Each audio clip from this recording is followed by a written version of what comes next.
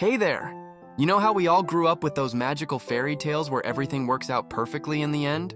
Well, let me tell you something that'll make you laugh, and maybe think a little bit too. Remember Cinderella? That classic story where she loses her glass slipper at midnight, and it leads to this amazing happily ever after moment?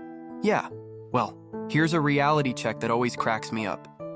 In real life, if you're losing your shoe at midnight, you're not about to meet your Prince Charming. You're probably just drunk. But you know what? That's what makes life so beautifully entertaining. Like, imagine if fairy tales were written based on real life.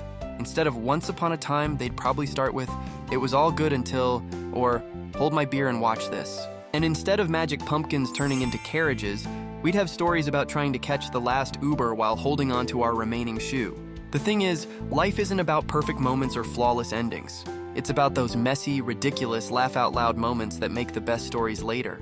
You know, like that time you thought you were having your Cinderella moment, but really you were just stumbling home from a crazy night out, documenting the whole adventure on your Instagram stories. And here's the real magic. These imperfect moments, these not-so-fairy tale experiences, they're what make life worth living.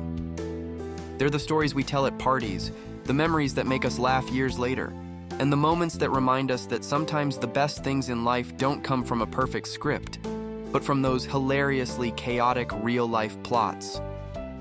So next time you find yourself in a less-than-perfect situation, just remember, you're not failing at living a fairy tale. You're just succeeding at living a real, authentic, and wonderfully messy life story. And trust me, that's way more fun to tell at brunch anyway.